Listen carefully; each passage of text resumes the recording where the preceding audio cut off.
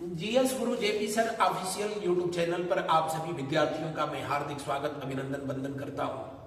और आज प्राचीन भारत का इतिहास जिसमें आज हम लोग स्टडी करेंगे क्या वैदिकोत्तर साहित्य। वैदिकोत्तर साहित्य में कल मैंने आप सबको वेदांग पढ़ाया था। आप सबने बहुत सार्थक प्रतिक्रिया भी दी, खास करके हमारे जो है टेलीग्राम चैनल जीएस गुरु जेपी सर पे आप भी जुड़ सकते हैं, उसके लिए बहुत बहुत धन्यवाद। शुरू करते हैं आज का इस क्लास को, जिसमें मैं आप सबको पढ़ाऊंगा क्या। वैसे मैं आपको बताया था कि वैदिक साहित्य में सबसे पहले लिखे गए थे कौन? वेद। वेदों के बाद जो है लिखे गए थे क्या? ब्राह्मण ग्रंथ।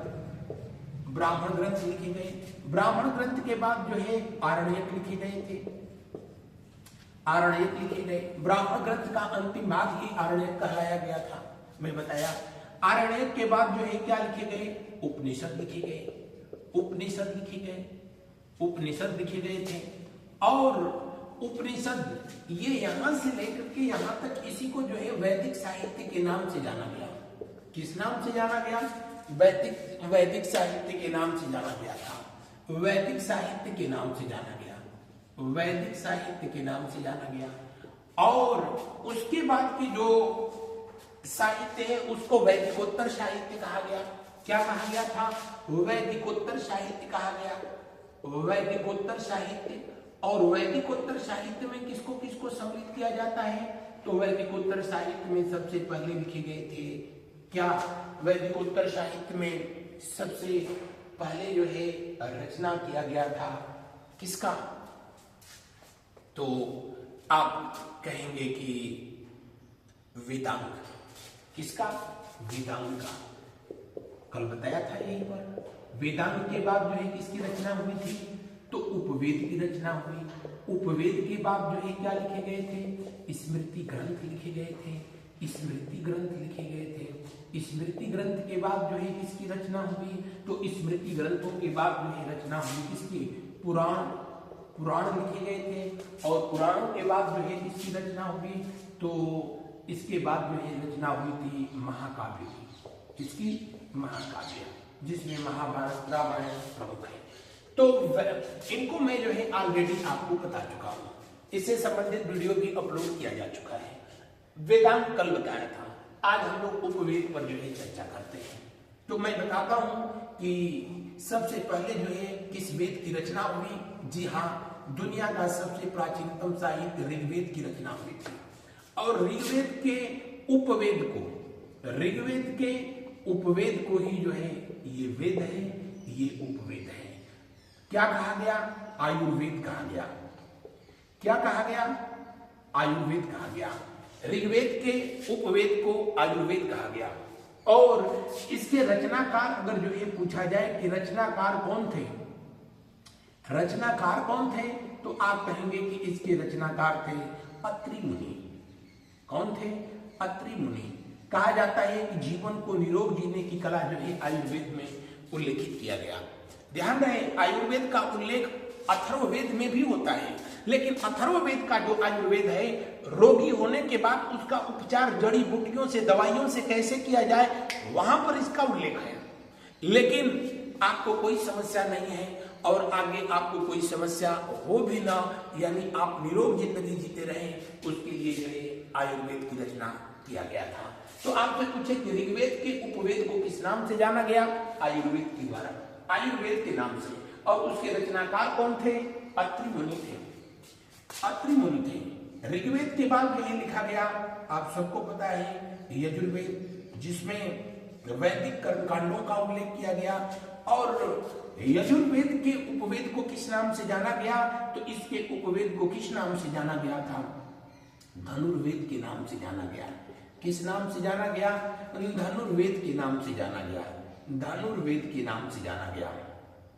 धनुर्वेद के नाम से जाना गया। और धनुर्वेद के नाम से जाना गया। धनुर्वेद की रचना किसके द्वारा जो है किया गया? विश्वामित्र के द्वारा, मुनि विश्वामित्र के द्वारा किया गया था। विश्वामित्र मुनि के द्वारा किया गया। और कहा जाता है कि इसकी रचना जो है विश्वामित्र मुनि ने तब किया जब अयोध्या के राजा अयोध्या के राजा दशरथ से उनके दो पुत्र मर्यादा पुरुषोत्तम भगवान राम और लक्ष्मण को जब इन्होंने मांग लिया था, किस लिए? ताड़काबद्ध करने के लिए।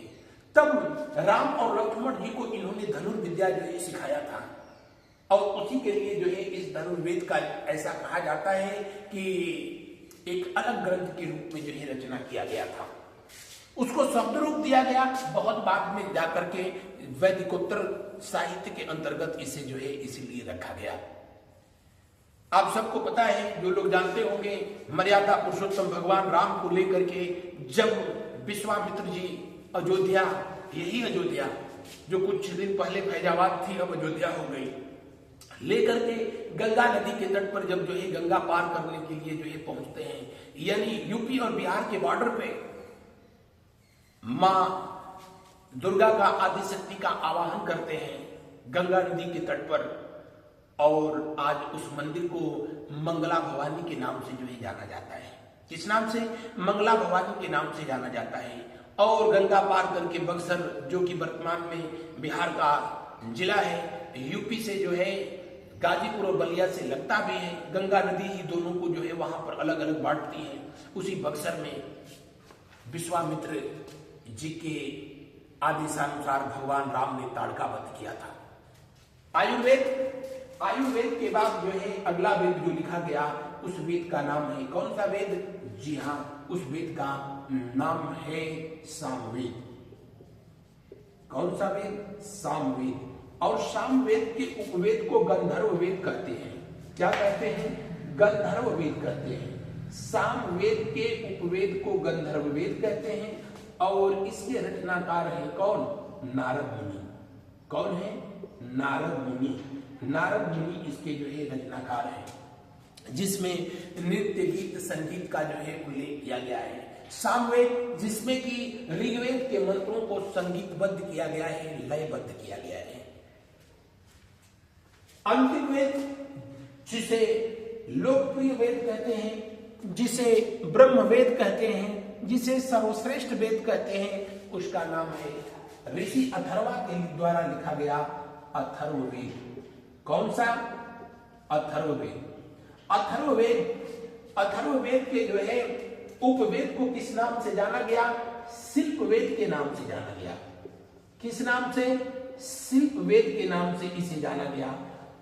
और शिल्पवेद के जो है रचनाकार हैं कौन है?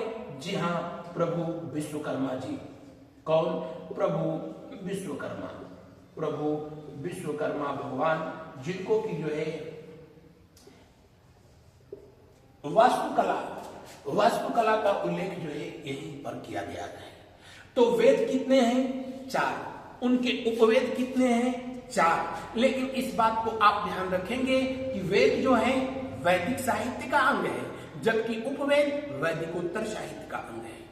वैसे पढ़ाया था तो पहले भी मैंने आप सबको बताया कि ऋग्वेद जिसकी रचना जो है कब 1500 से लेकर के 1000 के टाइम पीरियड में हुई थी, 1000 बीसी के टाइम पीरियड में, इसलिए इसको जो है ऋग्वैदिक युग के नाम से जाना गया। किस नाम से जाना गया?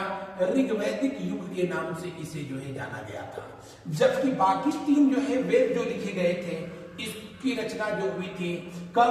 1000 बीसी से लेकर के 600 बीसी के टाइम पीरियड में हुई थी, और इसीलिए इसे उत्तर वैदिक युग के नाम से जाना गया। किस नाम से जाना गया? उत्तर वैदिक युग या उत्तर वैदिक काल के नाम से जो है इसे संबोधित किया गया। ऋग्वेद के पुरोहित को होत्री कहा गया, हालांकि पहले भी बता चुका हूं। यजुर्वेद के पुरोहित को किस नाम से जाना गया? यजुर्वेद के पुरोहित को अध्यवर्यु कहा गया। क्या कहा गया? अध्यवर्यु कहा गया।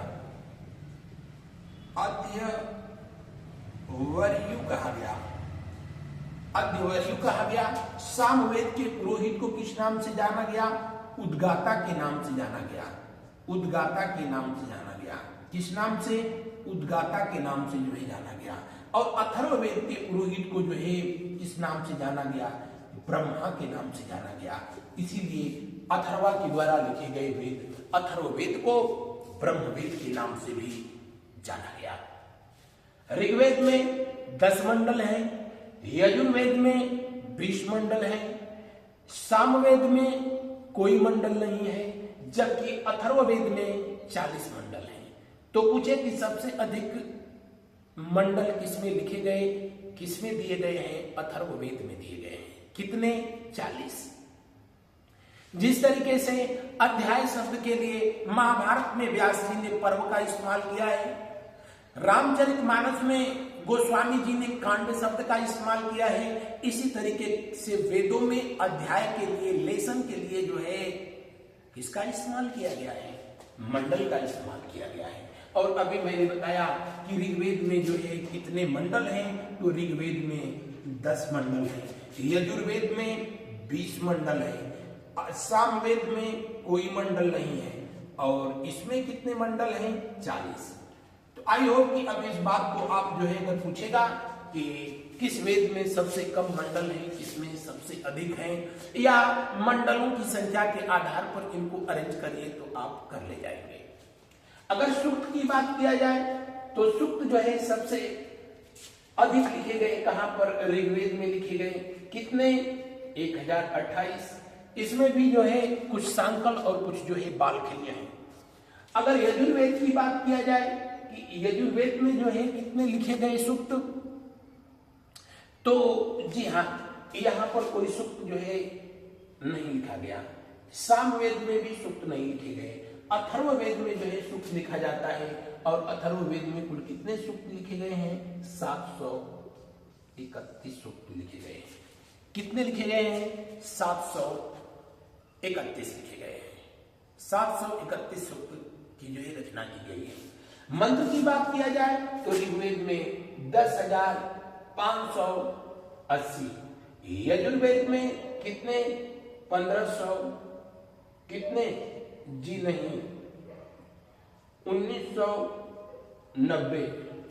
1990 मंत्र लिखे गए। सामवेद में जो है 1549 लिखे गए। हालांकि इनमें से 75 ही सिर्फ इसके हैं, सामवेद के हैं, बाकी सभी ऋग्वेद के हैं। और अगर पूछा जाए अथर्ववेद में कितने लिखे गए मंत्र, तो 6000 मंत्र लिखे गए हैं। यद्यपि कि इन तथ्यों का जो है वर्णन पहले भी मैं कर चुका हूं। तो ये रहे थे उपवेद की कहानी।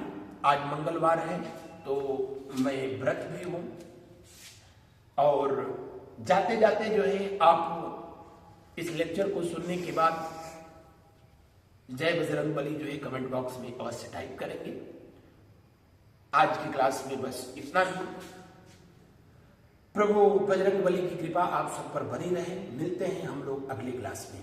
थैंक यू, धन्यवाद।